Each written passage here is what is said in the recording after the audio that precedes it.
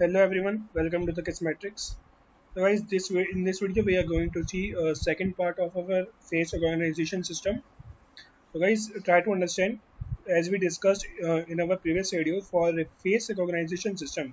Right, first of all we need our images,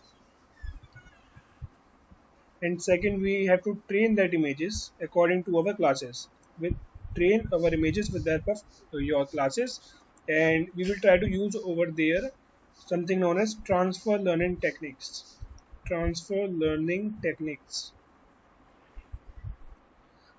right? And third we will see output.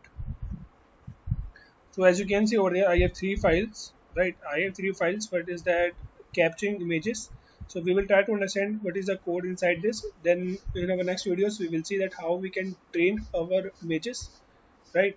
And how to see the output of our model. So let's go ahead and try to see the code inside our capturing images. You can see over there. Now try to understand what is the meaning of that. So if you know about har cascade files, so there is a file you can see over there, har cascade frontal face. So this is the open source file, right? So what you can do, suppose whenever we are going to open our camera, right? Whenever we are going to open our camera, it will try to detect our face, right? Suppose it is our face. Now try to understand. It will try our camera will try to capture our background as well, right? We try to capture our background, but we do not want that background, right? So what we will do, with the help of this cascade file, whatever we are able to detect our face, right? So we will try to first of all we will try to convert our RGB to grayscale with the help of this CVT color. Then what we will do, we will try to see over there how many faces are we able to detect with the help of detect multi-scale. Now, if there is no faces are available, so simple return none, because there are no faces are available over there, right?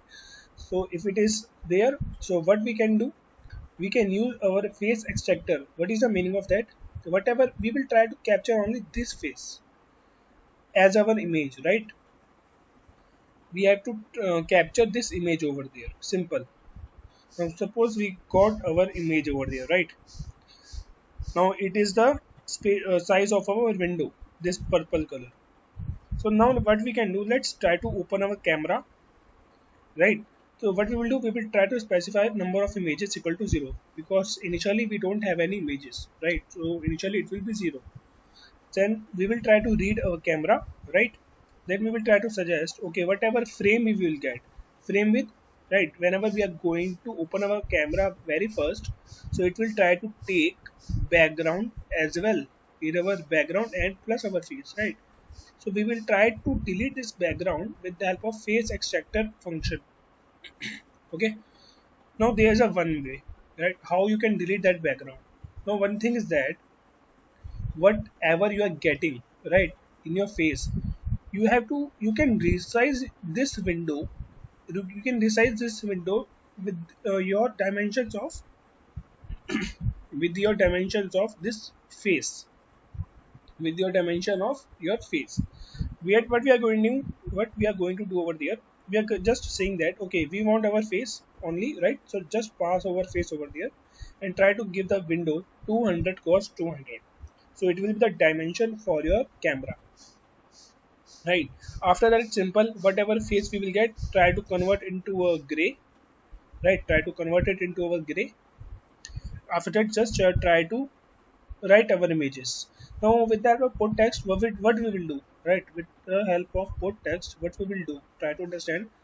We are just specifying over there, okay, how many images we have collected, like 1, 2, 3, 4, right? So it will be type of counter only. It will be type of counter. Now the question is that what if we are not able to find our face, right? Suppose what if we are not able to find our face, so it will try to print something went wrong. Simple, right?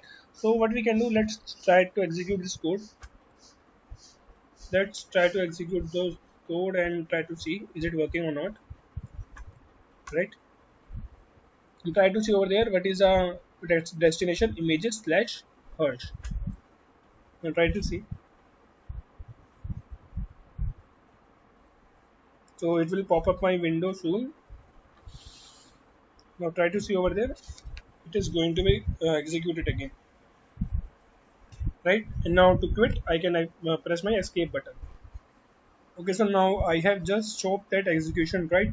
So what we can do, just we will try to see that okay, those images are they are stored or not, right? So let's go ahead and try to see.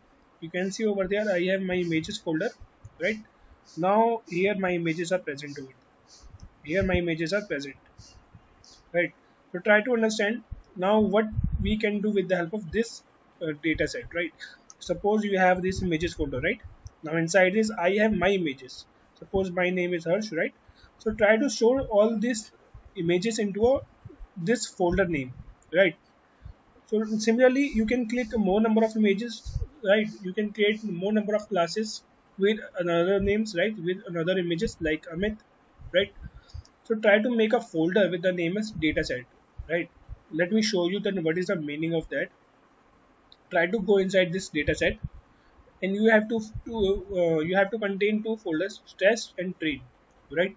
Suppose in our test I have two classes, Harsh. So these are my images over there, and Gia. Okay, so these classes over there are present. So try to make this type of folders first of all. Okay, so in our next video we'll see more things. If you like it, please hit the like button, subscribe to the channel. Thank you so much. Bye.